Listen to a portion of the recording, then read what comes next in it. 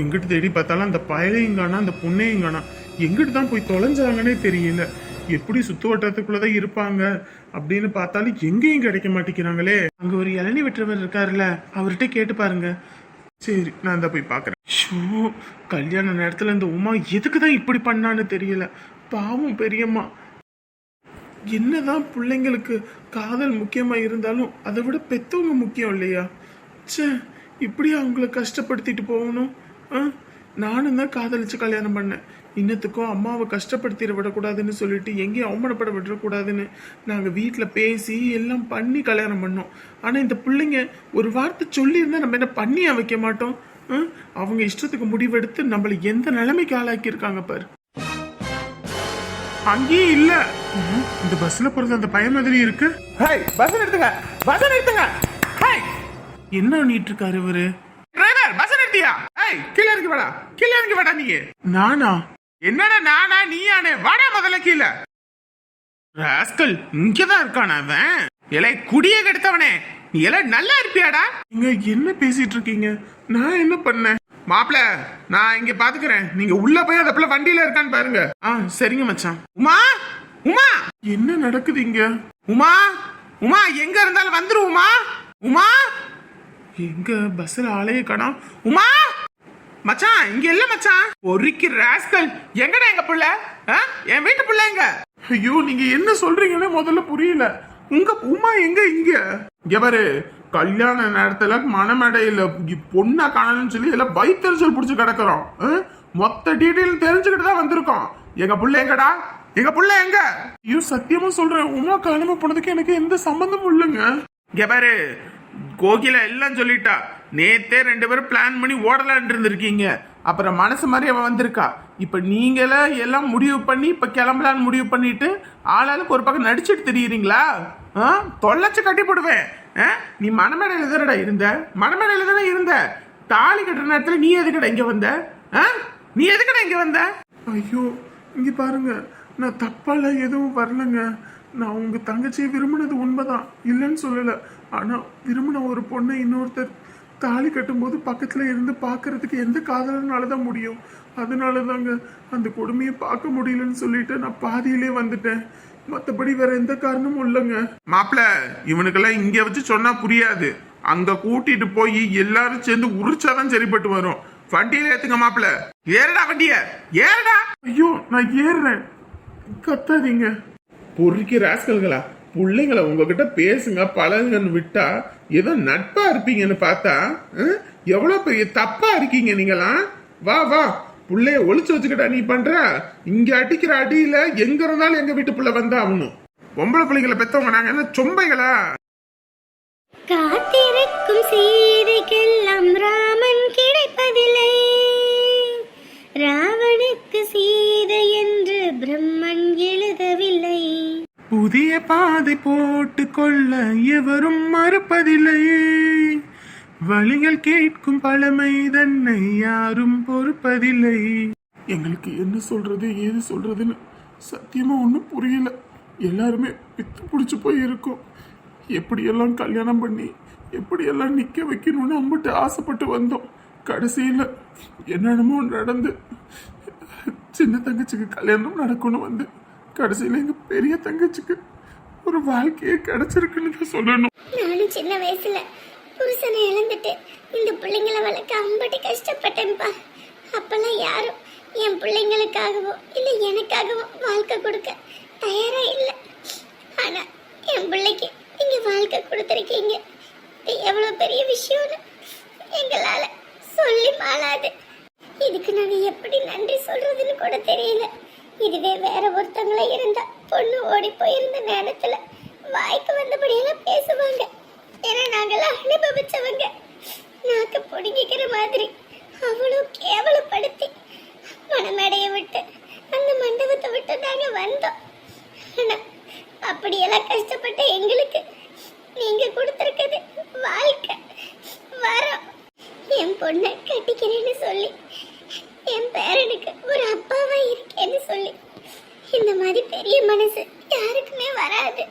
உலகத்துல எல்லாத்துக்குமே கடவுள் 2 வாய்ப்பை கொடுப்பான். ஒரு வாய்ப்பு தப்பா போயிருச்சுனாலும் இன்னொரு வாய்ப்பு சரியா அமையணுன்றதுக்காக. வாய்ப்பு தான் அவங்களுக்கு தப்பா போச்சு. ரெண்டாவது வாய்ப்பு எப்பயும் தப்பா போகாது. உண்மையை சொல்ல போனோம்னா எனக்குமே இந்த கல்யாணம் நடக்கலைன்ற வருத்தம்லாம் இருக்கதான் செய்யுது. ஆனா இப்படியாப்பட்ட ஒரு அபலை பெண்ணுக்கு வாழ்க்கை கொடுத்துருக்கேன்னு நினைக்கும் போது ரொம்ப சந்தோஷமா இருக்கு. அது மட்டும் இல்லை, நான் இவங்களை கல்யாணம் பண்ணிக்கணும்னு ஒரு நிமிஷம் கூட யோசிச்சது கிடையாது. நீங்கள் இவங்களை பேசின பேச்சு, அந்த வார்த்தைகள் தான் எனக்கு ரொம்ப சங்கட்டமாக போச்சு. பெற்றவங்க நீங்களே புரிஞ்சுக்கலன்னா அப்புறம் பிள்ளைங்களை யாருங்க புரிஞ்சுப்பா? பாவம் இல்லையா? உங்களை நம்பி வந்தவங்க உங்களை நம்பி வந்தவங்களை நீங்களே அடித்து வீட்டை விட்டு துரத்துறது, இந்த மாதிரி கோவிலில் வச்சு அசிங்கப்படுத்தி துரத்துறது. நீங்கள் துரத்துல இவங்க ஏதோ போய் ஒன்று கிடக்க ஒன்று பண்ணிக்கிட்டாங்கன்னா நாளை பின்ன என்ன ஆகும்? ஒருத்தர் பண்ண தப்புக்கு இன்னொருத்தர் தான் காரணம்னு சொல்லி ப்ளேம் பண்றது ரொம்ப பெரிய தப்பு. எல்லாருக்குமே கடவுள் அறிவை கொடுத்துருக்கான். அப்படின்னும் போது அதை யோசிக்கிற தன்மையும் அவங்களுக்கு தான் இருக்கு. ஒருத்தரை பார்த்து தான் ஒருத்தர் செய்யணுன்ற அவசியம் கிடையாது. இவங்க பண்ணது தப்புன்னு அவங்க எல்லா கஷ்டத்தையும் அனுபவிச்சுட்டு வந்தாங்க. ஏன் இவங்க கஷ்டத்தை நம்மளும் பற்றுவோமோன்னு நினச்சி அந்த பொண்ணு ஒரு நிமிஷம் யோசிச்சிருந்தா கூட இங்கேருந்து போயிருக்க மாட்டா. ஆனால் அந்த பொண்ணு அதையும் மீறி போயிருக்கானா அதில் ஏதோ ஒரு காரணம் இருக்குன்னு தோணுது. அதுவும் இல்லாமல் சாமி ரொம்ப நல்லவர். நான் கல்யாணத்துக்குன்னு ஆசைப்பட்டு நான் பட்டு எடுக்க போகும்போது கூட என்கிட்ட அம்பிட்டு பணமெல்லாம் இல்லை. அவர் 20,000 ரூபா எண்ணி பார்க்காம கொடுத்த அந்த பையனும் நல்ல பையன்தான். நல்லா இருந்துட்டு போட்டோம். இனிமேல் யாரையும் நீங்கள் சபிக்காதீங்க. உங்களோட பொண்ணை நான் நல்லா பார்த்துப்பேன். நீங்கள் எதை பற்றியும் கவலைப்பட தேவையில்லை. ரொம்ப நன்றிங்க தம்பி. எவ்வளோ பெரிய விஷயத்தில் இருந்தெல்லாம் எங்களுக்கு நீங்கள் துணையாக இருந்திருக்கீங்க. இப்போ எவ்வளோ பெரிய விஷயம் எங்கள் குடும்பத்துக்கு பண்ணியிருக்கீங்க. உங்களை மாதிரி ஒரு மனுஷனை பார்க்கறதுக்கே ஒரு குடுப்பனை தான் வேணும் எங்களுக்கு. உங்கள் அப்பா வேற கோவத்தில் போயிருக்காரு வீட்டுக்கு. அவர் எதுவுமே சொல்லவும் இல்லை, ஒன்றும் இல்லை. எங்கள் பொண்ணு அங்கே வந்தால் கஷ்டப்படுத்திடுவாரா? ஐயோ, நீங்கள் நினைக்கிற மாதிரிலாம் இல்லை. அப்பாவுக்கு என்னன்னா ரொம்ப பிடிக்கும். அம்மாவுக்கு அப்புறம் அப்பா என்னை ரொம்ப பாசமாக பார்த்துக்கிட்டாரு. அதான் பாசமாக ஆசையாக வளர்த்த பையனோட வாழ்க்கை எப்படி ஆயிடுச்சுன்ற ஒரு வருத்தம் தான். ஆனால் அமுதாவை எனக்கு பிடிச்ச மாதிரியே அப்பாவுக்கும் கண்டிப்பாக பிடிக்கும். அவங்களோட நல்ல மனசை புரிஞ்சுக்கிட்டு அவர் கண்டிப்பாக ஏற்றுப்பார். எந்த குடும்பத்தில் தான் சண்டை சச்சரவு இருக்காது? கல்யாணத்துக்கு அப்புறம் சந்தோஷமாக இருந்து சண்டை சச்சரவு ஆரம்பிக்கிறதுக்கு கல்யாணத்துக்கு முன்னாடியே எல்லா கசப்பான சம்பவத்தையும் பார்த்துட்டோம். அப்படின்னும் போது எங்களுக்கு எந்த கஷ்டமும் பெருசாக தெரியாது. அதுவும் இல்லாமல் எங்கள் அப்பா ரொம்ப நல்லவர், தங்கமான மனுஷன். அவர் புரிஞ்சுப்பார். அமுதாவை நாங்கள் நல்லா பார்த்துப்போம். அதே சமயம் என் பையன் அரவிந்தை பற்றி நீங்கள் கவலைப்பட தேவையில்லை. நாங்கள் நல்லா பார்த்துப்போம்.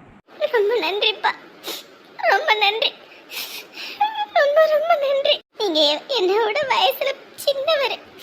இல்லைன்னா உங்க காலில் விழுந்து என் கண்ணீரால அபிஷேகமே பண்ணிடுவேன். ஐயோ, நீங்க பெரியவங்க, அந்த மாதிரி வார்த்தையெல்லாம் பேசாதீங்க. அக்கா, இப்போ பொண்ணையும் மாப்பிள்ளையும் கூட்டிகிட்டு போகணும். அவங்க வீட்டில் போய் மற்ற சம்பிரதாயத்தெல்லாம் பார்க்கணும். கல்யாணம் தான் நல்ல நேரத்தில் பண்ண முடியாமல் போச்சு. இனி நடக்க வேண்டியதாவது நல்ல நேரத்தில் பண்ணணும்ல. அதுவும் சரிதான் மாமா. அவங்கெல்லாம் வந்தாங்கன்னா என்ன ஏதுன்னு பார்த்து நாங்கள் பேசிட்டு கிளம்புறோம். நீங்கள் முதல்ல ஆக வேண்டிய வேலையை போய் பாருங்க. என்னம்மா சொல்றீங்க? இந்த மாதிரி பிரச்சனையில எப்படி விட்டுட்டு போறது? ஐயோ மாமா, இதான் நான் இருக்கேன், உங்கள் தம்பி இருக்காரு, அப்புறம் அக்காவோட அம்மா அப்பா அண்ணன் எல்லாருமே இங்கே தானே இருக்காங்க. நாங்கள் எல்லாத்தையும் பார்த்துக்குறோம், சரியா? நீங்கள் முதல்ல போய் பொண்ணையும் மாப்பிள்ளையும் அங்கே வீட்டுக்கு அழைச்சிட்டு போயிட்டு பாலும் பழமும் கொடுத்து அங்கே நடக்க வேண்டிய சம்பிரதாயத்தெல்லாம் பாருங்கள். நாங்கள் இதை பார்த்துக்குறோம். சரிம்மா.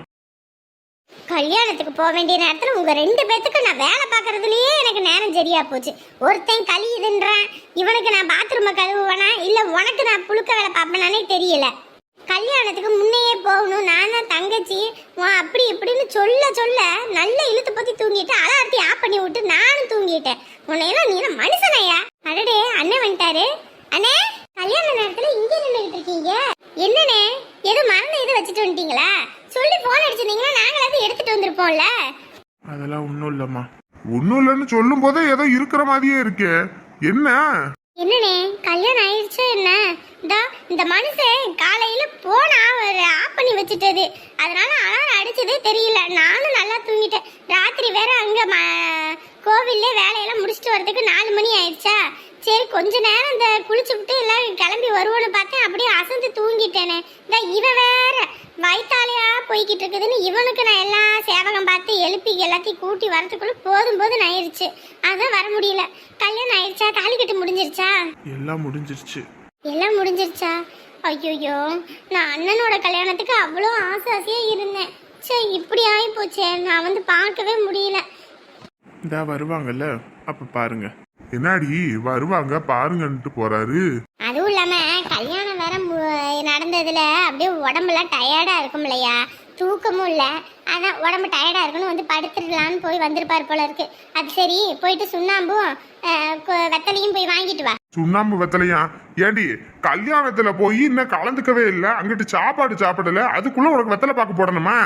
மொகரக்கட்டையில ஒரு குத்து குத்துனேன்னு வையி, வெத்தலை பாக்கு கேக்குறாங்க. வெத்தலை பாக்கு பொண்ணு இப்ப கூட்டிக்கிட்டு வருவாங்க. மாப்பிள்ளை பொண்ணு வர நேரத்துல தங்கச்சி நான் ஆரத்தி எடுக்கிறது இல்லையா, அதுக்குதான் சொன்னேன்.